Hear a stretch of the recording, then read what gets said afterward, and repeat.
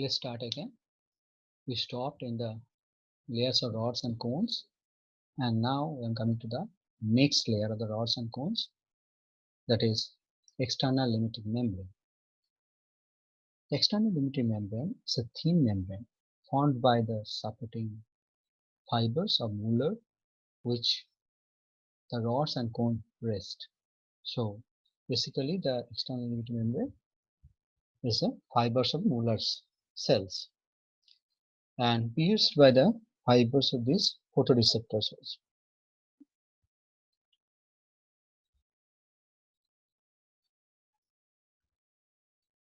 Coming to the outer nuclear layer, contains the rods and cones nucleus.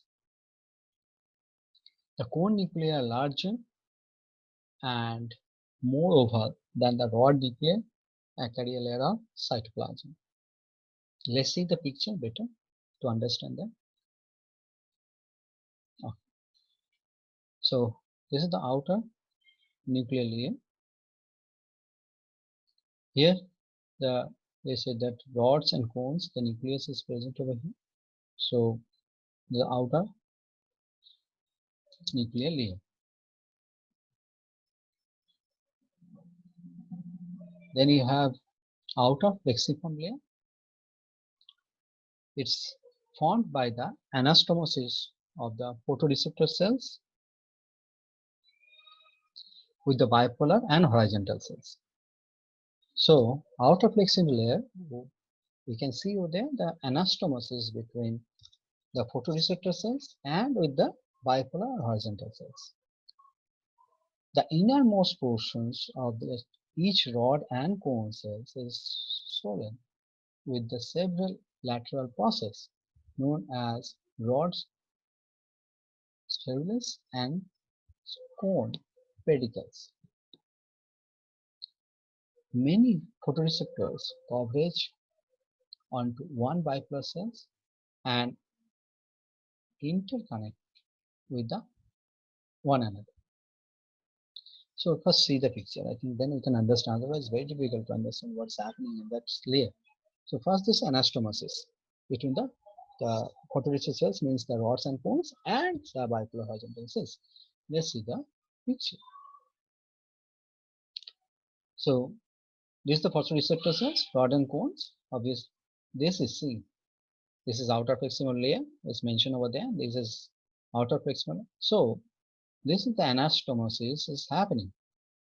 Anastomosis means joining together. That's called anastomosis. So this anastomosis is happening over here. There is outer proximal layer, and with whom? First, this is the what? This is the rods and cones. That one. And this is the bipolar cells with the joining, and also horizontal cells that is. See? So the cone and the rod is little bit thinner, you always remember that, and cone little bit thicker. So the cone and rod is joining, or anastomosis is happening in this outer plexiform layer, whole layer. With whom they are joining, or anastomosis is happening with whom? That is the bipolar cell. That is called, if it is joining with a cone, that's called cone bipolar cells. If it is joining with rod, then called rod bipolar cells, and also with the another called horizontal cells. So that is happening in the outer plexiform layer. And many photoreceptors converge onto the one bipolar cell and interconnect with the another. The another thing they say that many photoreceptor cells can be converted to one bipolar cells, can join with a one bipolar cell. But at the fovea, each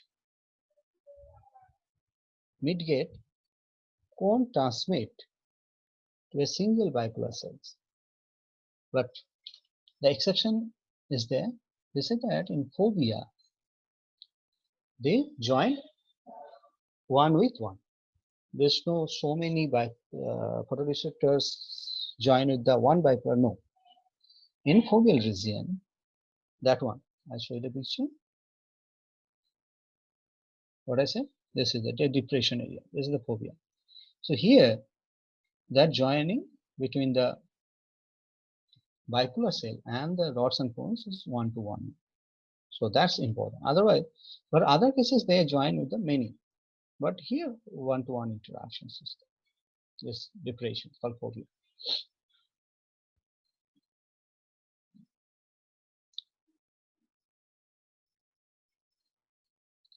Inner nuclear layer. Come to the inner nuclear layer. It consists of the nuclei of bipolar, horizontal, and amacrine cells. Listen. See the picture?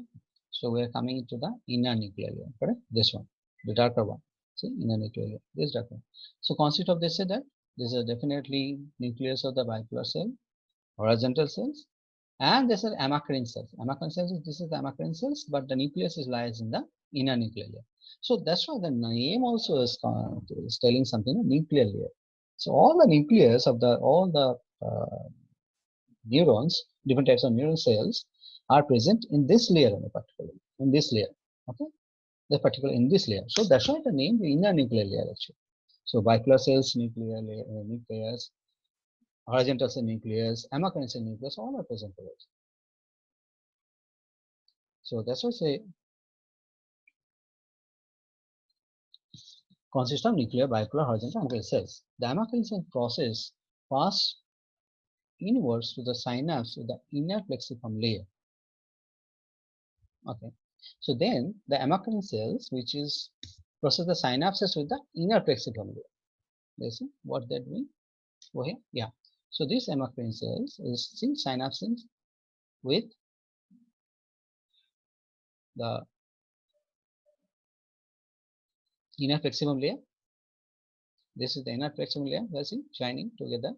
Another ganglion cells, they're joining. So see, this is the amacrine cells is joining with the ganglion cells and synapses.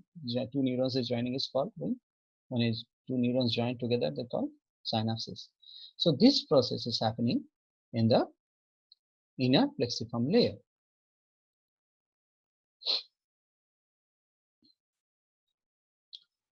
The nuclei of the molar fiber also found there. So you can see that also the nucleus of molar fibers also present there. The capillaries form the retinal vessels, reach up to this layer, but outer layer are avascular. The rods and cones being nourished by the choriocapillaries. So the retinal vessels reach up to this inner nuclear layer, not after that, it won't reach. So the rods and cones are not nourished by the choriocapillaries. Remember that is for short question basically. Then coming to the inner plexiform layer. So already I mentioned because this is only happening in the inner plexiform layer. They consist of abbreviations of the bipolar cells to the ganglion cells and amacrine cells. That abbreviation, the joining that happening over there. So that you can see over here that joining together is happening on the inner plexiform layer. So that's happening. Next one is the ganglion cell layer. It consists of large multiple nerve cells with clear round nuclei containing nuclei and have nasal granulae in their cytoplasm. So you can see that this layer will have definitely ganglion cells are present. So that's why I call ganglion cell layer. So ganglion cell layer is present over there. And in the retinal periphery, a single ganglion cell may synapse up to 100 bipolar cells, but in the macular region tends to be single connection with the medius bipolar cells. So what is the that what we see over there is this picture. See, one single ganglion cells can joining with the so many things. See, he's joining with the amacrine joining the bipolar, so ganglion cells, and cone bipolar also joining. So here's they said that one ganglion cell can join with 100 bipolar cells. So this type of 100 bipolar cells they can join in any parts of the retina. But they say that in macular region, the main area which helps to form the images, there it's one by one to one actual interactions. One bipolar cell can join with the one ganglion cells. The second last layer is the nerve fiber layer. Basically, you know the optic nerve, so that is the layer actually. So consists of bundles of ganglion cells, actions, running parallel to the retinal surface. So if I see the picture over here, see, so now the last one, this is the nerve layer. So all the ganglion cells fibers go. I can see a better picture. You see, saying this is the nerve. All the ganglion cells fibers are going. See, so you can say this is a bundle of nerve fiber. So that's what the nerve fiber layer actually basically.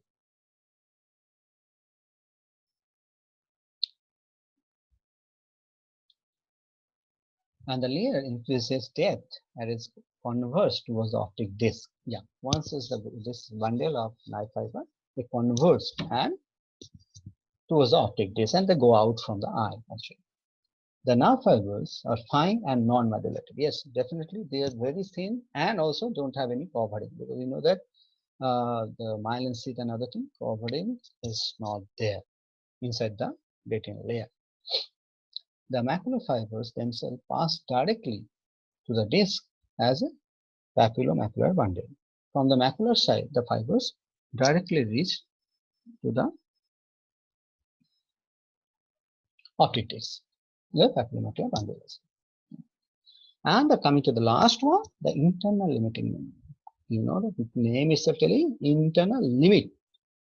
That the last, the limitation of the retinal layer. So that's what called internal limiting limit. It's a thin lamina separating retina from the vitreous. Yes, you will see the picture.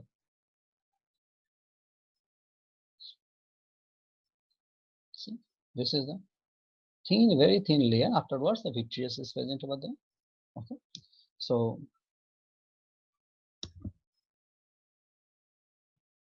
very thin, and it is formed by the union of the terminal expansion of the molar fiber and essentially basement. So basically, it consists of the expansions of the molar fiber. So remember that the internal limit basically a thin layer and contains molar fibers. So this is the